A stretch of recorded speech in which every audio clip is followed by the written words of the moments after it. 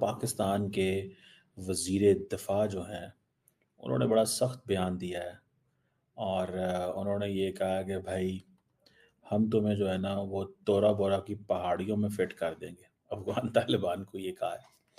तालिबान के लोगों से मोहसिन नकवी की मुलाकात हो रही है। बंद कमरों में सिर्फ ट्रंप के नहीं चमकाते, ये बंद कमरों में तालिबान के भी चमका रहे हैं। सिर्फ सामने सामने बरवाडो दिखाए जाए। आज स्पिन बॉम्ब के इलाके में सिक्योरिटी फोर्सेस के ठिकानों पर खुद कुछ हमले किए गए और हमारे 5 जवान जान की बाजी हार गए। और इसका मतलब ये नहीं है पाकिस्तान इज़ ओवर कॉन्फिडेंट है। देखिए पाकिस्तान और अफ़गानिस्तान की जो टॉक्स हैं वो कोलैप्स कर गई हैं और अनफॉर्चुनेटली अनफॉर्चुनेटली बड़ा अफ़सोस की बात है।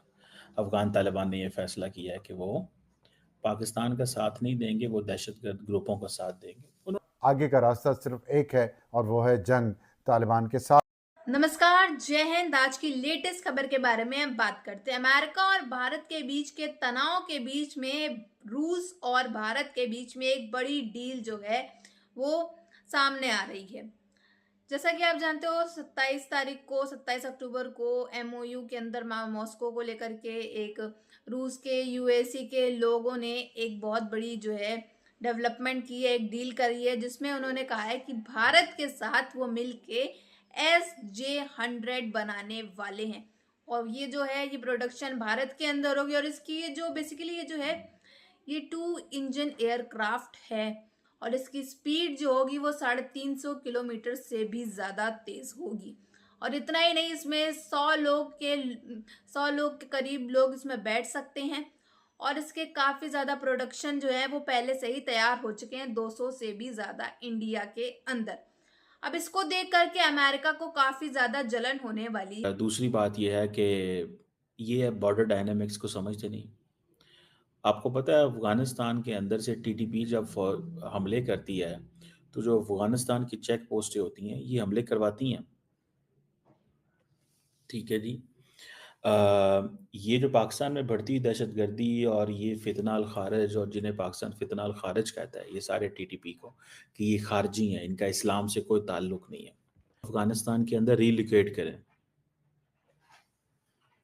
और लेकिन वो उनको रीलोकेट भी नहीं करना चाहते, उन्होंने पाकिस्तान के बॉर्डर पे बिठा दिया। ये नूर वली और हैबतुल्ला जो वगैरह जितने भी हैं और ये आप समझ लें कि ये हमारे लिए एक चैलेंज बन गया। ये एक बहुत बड़ा चैलेंज है। जो अफ़गान तालिबान है उनका टीटीपी पे कंट्रोल नहीं है। एक धमकी दी है तालिबान ने, पता है क्या धमकी दी है? कि अगर आपने अब दोबारा हमला किया तो फिर हम इस्लामाबाद में हमला करेंगे। हमारा बॉर्डर खाली हुआ करता था, क्या आपको पता है? 9/11 से पहले हमें कभी यहाँ से किसी हमले का खदशा नहीं था, लेकिन अब हमले का भी खदशा है, उल्टा धमकियां आ रही हैं बड़ी खतरनाक। इमेजिन कितने फिदाइन और क्या क्या कहाँ से घुस सकते हैं और किधर किधर पहुंच सकते हैं। अगर उन्होंने ये करना शुरू कर दिया तो ऐसी जंग में लड़ना नामुमकिन हो जाता है। गुरिल्ला जंग में वियतनाम ने अमेरिका को शिकस्त दे दी थी। गुरिल्ला जंग में तालिबान अमेरिका को शिकस्त दे चुका। सो अफ़गानिस्तान की जानब से जब ये कहा जाता है कि इस्लामाबाद पर हमला किया जाएगा, उनके पास मिसाइल और हथियार तो मौजूद नहीं है। अब तालिबान रजीम जो है वो अपनी किसी भी प्रॉक्सी को इस्तेमाल करेंगे पाकिस्तान के खिलाफ हमला करने में। अब जो भी लोग अफ़गानिस्तान से पाकिस्तान आएंगे, जो भी तश्कीलें आएंगी, इनको इनकी जो टर्मिनोलॉजी के अंदर तश्कील कहा जाता है। The terrorist, the TTP terrorist, mostly of them are Afghans. का जियो स्ट्रेटेजिक एनवायरनमेंट है, ट्रस्ट मी, एनवायरनमेंट इस तरह का है कि आपने कैसे चीज़ें करनी है। जब आपका नेबरिंग कंट्री सीधा सीधा कहे कि हाँ हम इनको सहूलतकारी देंगे, उनके जो ट्रेनिंग कैंप्स हैं वहाँ पे हैं।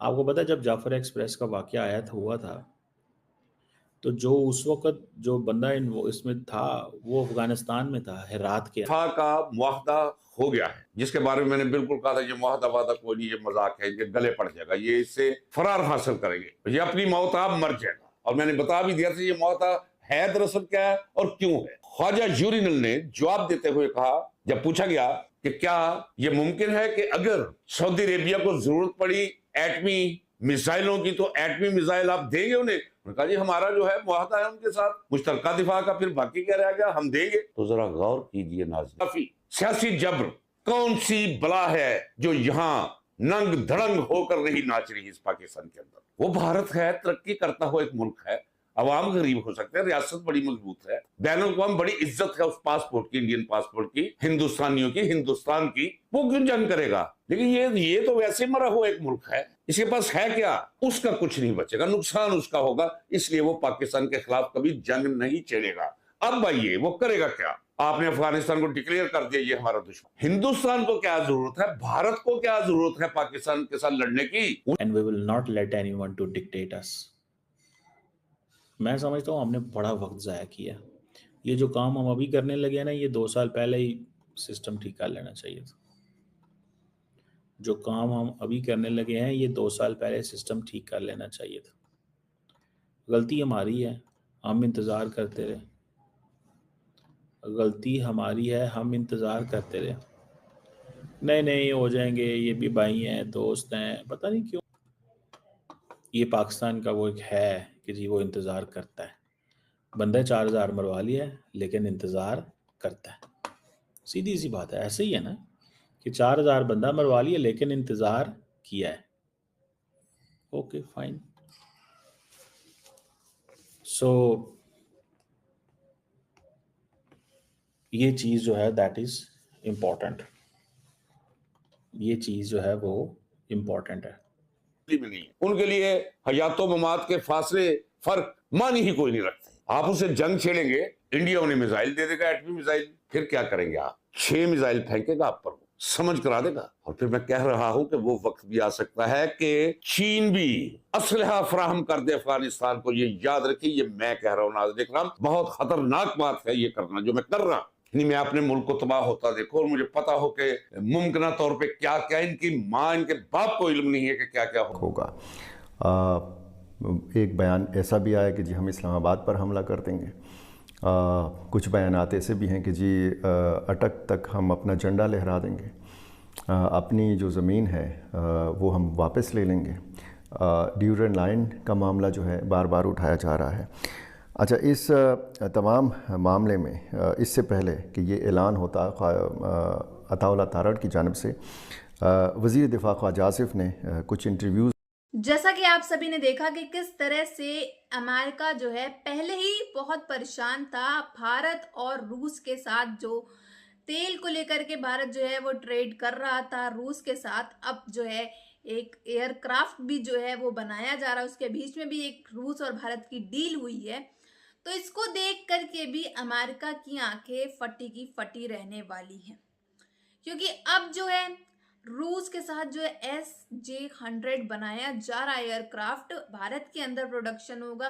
इसकी रेंज भी 350 किलोमीटर है, 100 लोगों से ज़्यादा लोग भी इसमें बैठ सकते हैं। इतना ही नहीं, ये इसकी किलोमीटर रेंज जो है वो काफ़ी ज़्यादा अच्छी है। अब बेसिकली भारत को या फिर और लोगों को जो है इन सब की चीज़ें जो है वो अमेरिका से लेनी पड़ती थी, एयरक्राफ्ट्स वगैरह। अब भारत खुद बना रहा है तो सोच सकते हो कि अमेरिका को कितनी ज़्यादा तकलीफ होने वाली है। अब इतना ही नहीं, इंडिया की, अब चाइना को भी इंडिया जो है पीछे पछाड़ चुका है, तो चाइना को भी दिक्कत होगी, अमेरिका को भी दिक्कत होगी। लेकिन जो डील जो हो रही है रूस और भारत के बीच में हो रही है और इनके जो ताल्लुकात हैं, इनके जो संबंध हैं, वो काफ़ी अच्छे बनते हुए नज़र आ रहे हैं। और इसको देख करके अमेरिका के राष्ट्रपति डोनाल्ड ट्रंप को तो काफ़ी ज़्यादा जलन होगी, उतनी इससे ज़्यादा बल्कि पाकिस्तान को भी होगी, क्योंकि उसको लग रहा है इस समय वैसे ही वो परेशान है कि हमारे यहाँ आए दिन चारों तरफ से हम घेरे जा चुके हैं। कहीं BLA ठोक रहा है, कहीं अफगानिस्तान ठोक रहा है, कहीं भारत आ रहा है, कहीं TTP ठोक रही है। तो चारों तरफ से वो घिरा हुआ है पाकिस्तान, और पाकिस्तान को वैसे ही लग रहा है कि ऑपरेशन 2.0 यानी सिंदूर की तैयारी जो है वो भारत पूरी तरह से कर रहा है और भारत जो है इन पे कभी भी हमला कर सकता है। ऐसा पाकिस्तानियों का जो है माइंडसेट वो बताया जा रहा है। उनके पाकिस्तानी चैनल्स पे बड़ी बड़ी हेडलाइंस बन रही हैं। और इस खबर को, इस डील को देखते हुए तो उनके अंदर तो और खलबली जो है वो जाग उठेगी। बहरहाल आप सबकी क्या राय है कमेंट बॉक्स में ज़रूर बताइएगा। अगर वीडियो अच्छी लगी हो तो like, share and comment and subscribe please.